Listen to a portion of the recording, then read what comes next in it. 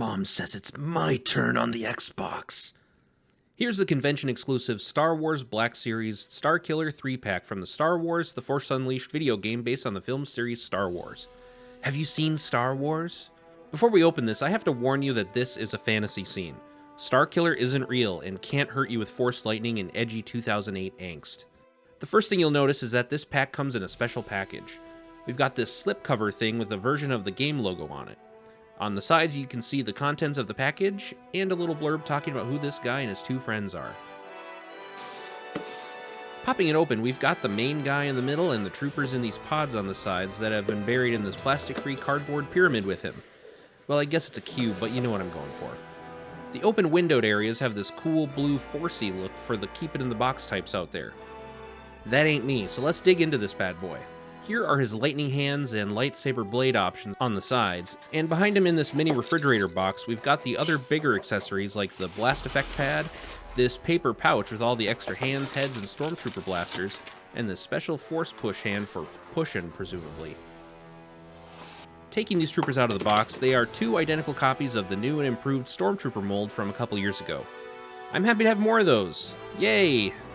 Not much else to say about them other than that, really. And for the guy himself, I think they did a good job capturing Starkiller here. He gives off that corn and stained 2008 energy that was in vogue at the time. So many straps and buckles, you'd think he's a Final Fantasy character. The paint looks good with nice little details on said buckles and straps, and this cool looking shading on this cloth piece in front and back. The only thing that really stands out to me are these red spots on his arm and shoulder that I assume are supposed to be blood. They're pretty flat and kind of look like he got a little too rowdy drinking some Kool-Aid earlier. Oh yeah! In a departure from most Black Series figures, this one comes with 3 head options. Pretty good likeness for Sam Witwer overall. The neutral and screaming heads look the best, but this one looks kinda odd. I think the eyebrow and nose are wrong in some way or something like that. That or he just has one of those faces that looks weird when it's all scrunched up. I'll probably use the neutral head the most when I'm displaying him, to be honest. Now let's move him around a bit. You get the standard amount of articulation out of the head, side to side of course, and a little bit of tilt. You can look down a decent amount, but looking up is a little limited. There's some slight movement in the bottom of the neck that helps, but it's not a significant amount. The arms have butterfly joints and move around a very good amount, which is vital for a lightsaber user.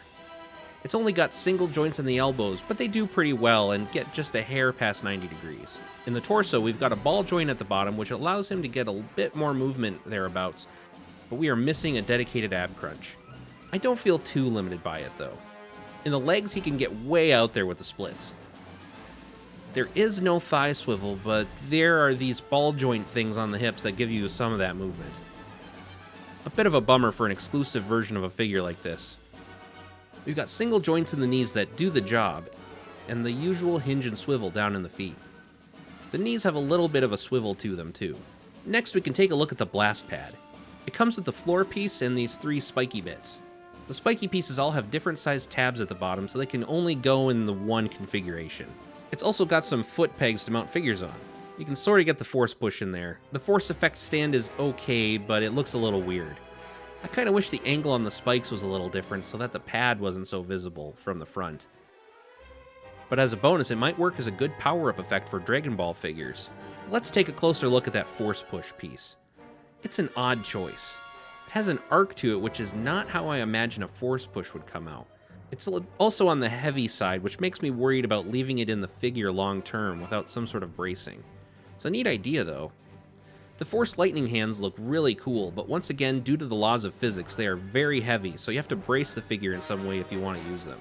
The lightning arcs have some sort of curved bits at the end, so you can wrap them around whoever is getting zapped. That makes for a neat effect. He comes with 4.5 sets of hands if you count the Force lightning ones and the Force push. We've got 2 splayed out or force manipulating hands, a lightsaber holding right hand, a left trigger finger hand, and a set of semi-loose holding hands. A couple of fists would have been nice, but this is way more than one normally gets from a Black Series figure. I find that the lightsaber holding hands are slightly loose. That looseness, coupled with how Starkiller normally holds his lightsaber, makes it a little hard to get a good lightsaber clash pose. And speaking of lightsaber, this lightsaber has a lot of extra options this time too. We've got red and blue versions of a normal lightsaber blade and a swooshy action blade. Initially, when I tried putting these blades in the hilt, they made me nervous because they were super tight and did not want to go in nicely. After some soft but firm pressure and wiggling a bit, I got them in there, and now it's easy to pop in and out of there. Be careful, because in some of my initial tries it wanted to bend way out of shape. Let's just take a moment and congratulate me for not going for the low-hanging fruit jokes here. Thank you, thank you. The blades have cutouts to account for the unique lightsaber shape. Works pretty well overall. It would be nice to see the two types of blade become more standard for Jedi, but knowing Hasbro, I'm not going to hold my breath. Here he is next to the Black Series Darth Vader and Emperor, the Black Series Jedi Fallen Order and Jedi Survivor Cal Kestis's, the Black Series Republic Commandos, Black Series Old Ben and Pilot Luke, the SH Figuarts Friendly Neighborhood Spider-Man and Mafex Captain America Stealth version, Jada Toys Street Fighter II Ryu and Ken, Marvel Legends Scarlet Spider and Jada Toys Chester Cheetah, the Black Series Droideka, and the Marvel Legends Deadpool. So this figure set was initially a convention exclusive for well over $100, but I got this on clearance from Hasbro Pulse for about half that price. If I would have gotten this at the original price, I would have felt pretty sour about it. But at the $50 price point, it feels way better. Even just getting 3 figures for $50 is pretty good these days, and all the extra packaging and doodads are gravy there. Hey Black Series team, please do more like this at this type of price point. This is where it feels pretty good. Overall, I really like this figure. I like the games that he's in well enough, but I don't consider myself a huge Starkiller stan or anything like that. I'm really happy to see them make this figure, though. I hope it did well for them and they mine more of that era of Star Wars for things to make. Kyle Katarn, please! If you like this video, hit the like and subscribe, of course, and check out the video on the screen. I'm sure you'll love it. See ya!